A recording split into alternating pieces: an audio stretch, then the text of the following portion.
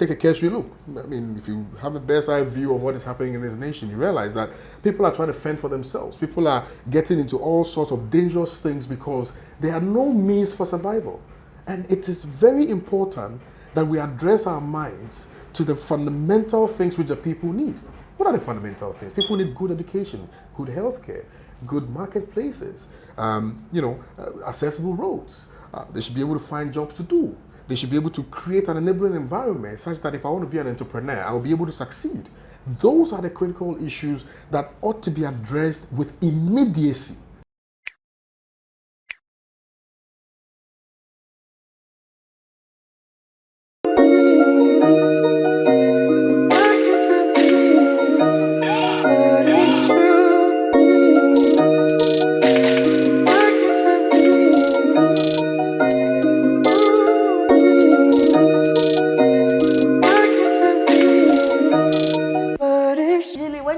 Seated with somebody, it is normally with an entertainer, somebody who has entertainment in the DNA. But today I'm seated with somebody who is not, should I say, a former entertainer? You can say that. Yes. Kwame Osudan. So he's a broadcaster at Pan-African TV. He's the host of the Good Morning Africa show on Pan-African TV. He is the CEO of Kwame Inspires. And you are a youth advocate. You speak on issues concerning the youth. And I think this time, the youth are very, very vociferous on one conversation: fix the country. What has been your general perspective on the matter? Well, thank you very much for the opportunity. I have a strong passion for the advancement of the cause of the young people in this nation, because I believe that it is only on our shoulders that we can move this nation beyond what it is now, and to get to a point where all of us can be confident that at least we have contributed significantly to the development of our dear nation, Ghana. I'm particularly happy that we've gotten to a point where finally it appears that the youth from all walks of life have found their voices to be able to speak truth to power and to be able to demand for proper accountability and proper development from the government. Okay, but so far it seems conversations that has come from the other side, that's the politicians.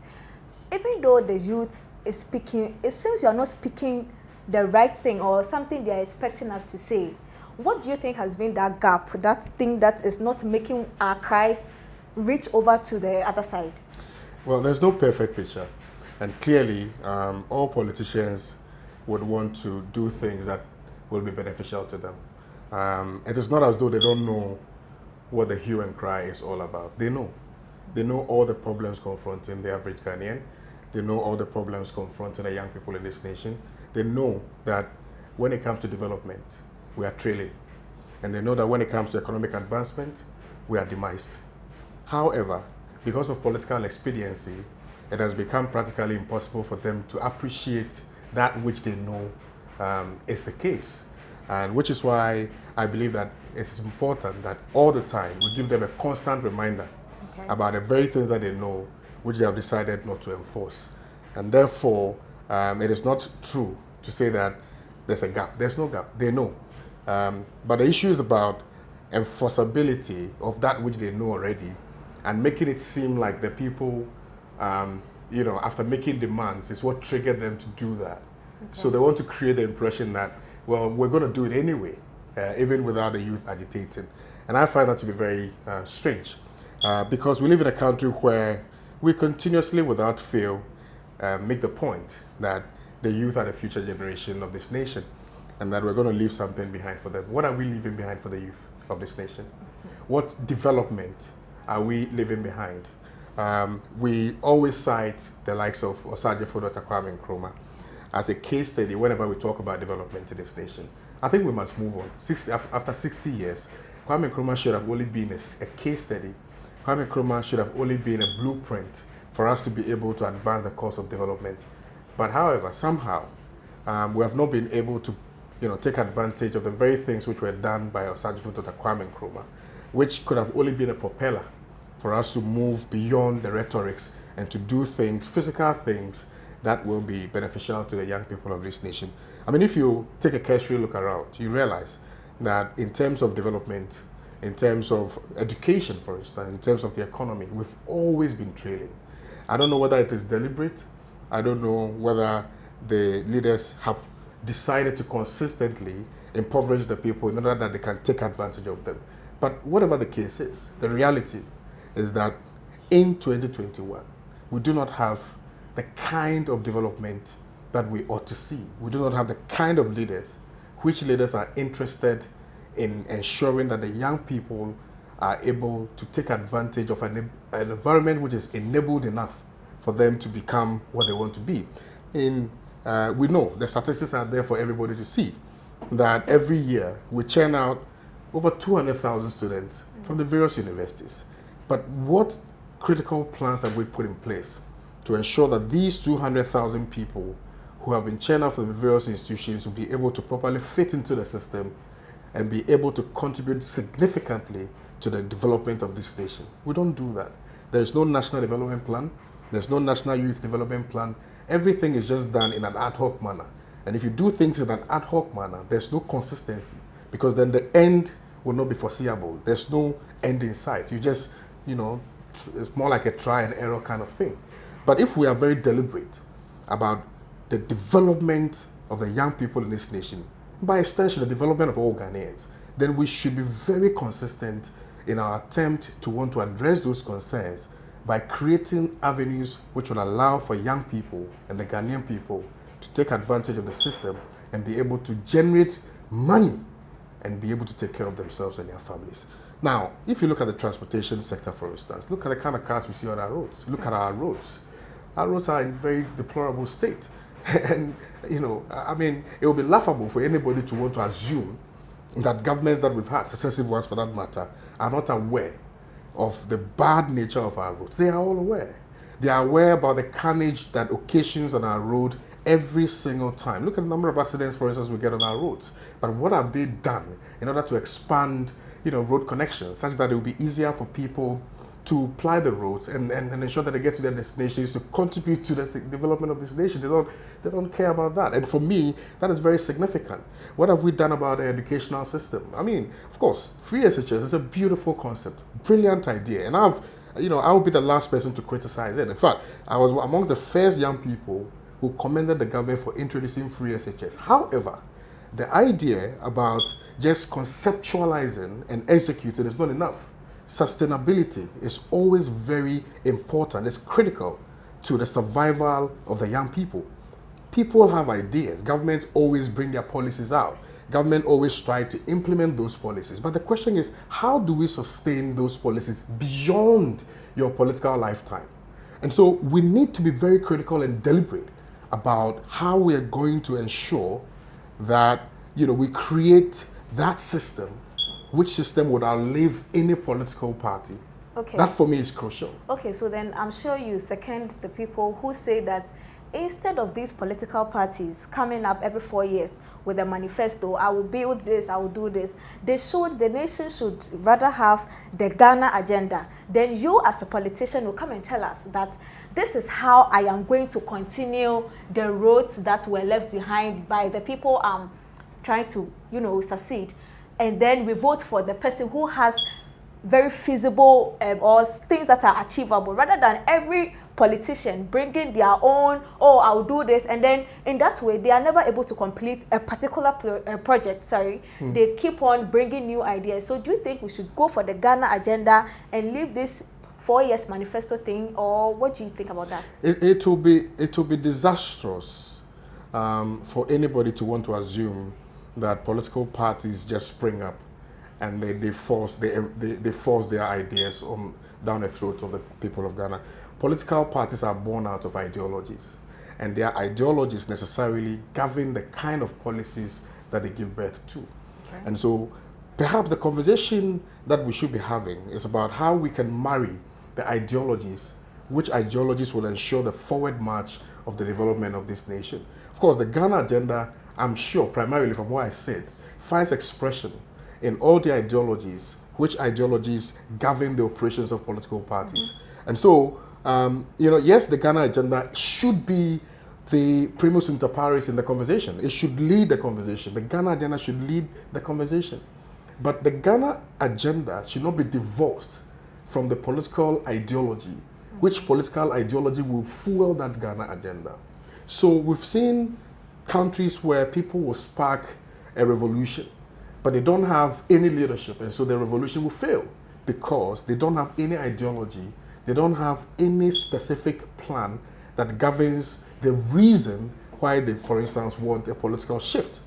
So the Ghana agenda is very crucial, very important, because ultimately it comes back to Ghana. Ultimately, everything that we do comes back to Ghana. I mean, ultimately, one village, one dam should be in the interest of the Ghanaian people, which obviously finds expression in the Ghana agenda. The construction of, for instance, the e-blocks that were started by John Dramani Mahama should find expression in the Ghana agenda.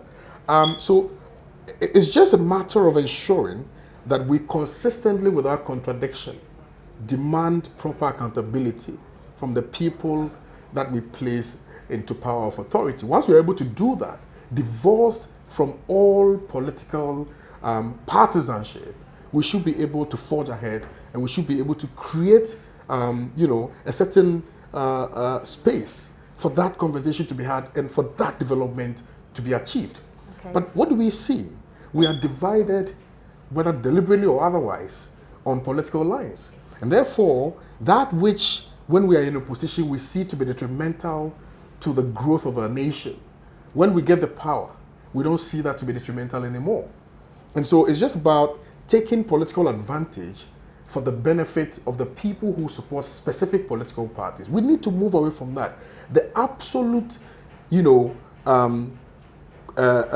consummation of political actors and players with their political ideology, and which ideology should specifically benefit the people who follow them, is something that we must divorce. Okay. Once we divorce that, we should be able to forge ahead and build that Ghana agenda. It's very crucial. It's very crucial. We are at a stage where we are not sure what the future holds for us. We are at a state where the young man who grew up in Achimasafo is not sure what the future has for him. We are not sure. We are at a stage where the young man who grew up in Wale Wale, in the northeast region of this nation, is not sure what the future holds for him. Take a cursory look. I mean, if you have a bird's eye view of what is happening in this nation, you realize that people are trying to fend for themselves. People are getting into all sorts of dangerous things because there are no means for survival. And it is very important that we address our minds to the fundamental things which the people need. What are the fundamental things? People need good education, good healthcare, good marketplaces, accessible roads. They should be able to find jobs to do. They should be able to create an enabling environment such that if I want to be an entrepreneur, I will be able to succeed. Those are the critical issues that ought to be addressed with immediacy by any government. But governments have reneged. Governments have resigned themselves into doing things which directly benefit them and their immediate family members. And that is where the issues are. And those are the issues that we must put a spotlight on and immediately resolve. Otherwise, going into the future, it may be chaotic. Very. You spoke about contradictions. So far, those pushing the fix the country agenda, have you noticed any contradictions in... Well, I never said contradictions in the expressions by the people who are asking for the country to be fixed. No contradictions at all. Okay. Because ultimately, it comes back to the Ghana agenda. I mean, ultimately, we are all pushing for the same thing. Fix the country means that we need to ensure that there are better conditions of service for our public servants. Fixing the country means that we should be able to have better healthcare system. Fixing the country means that we should be able to have stable power. Fixing the country means we should be able to have accessible roads. Fixing the country means we should be able to have an expansive educational system. Fixing the country, means that the farmers should be protected. Fixing the country means that we should uproot corruption. Fixing the country means that when the person who depends solely on importation imports his product, he should not be frustrated at the port.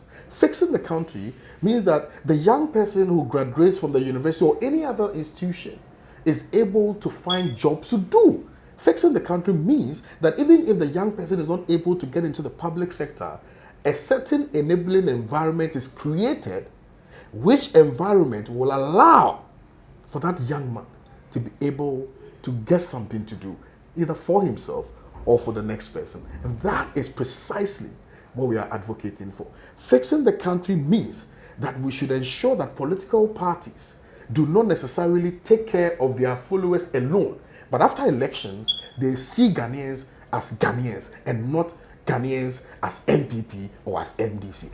That is the crux of the conversation, and that is what ought to be fixed.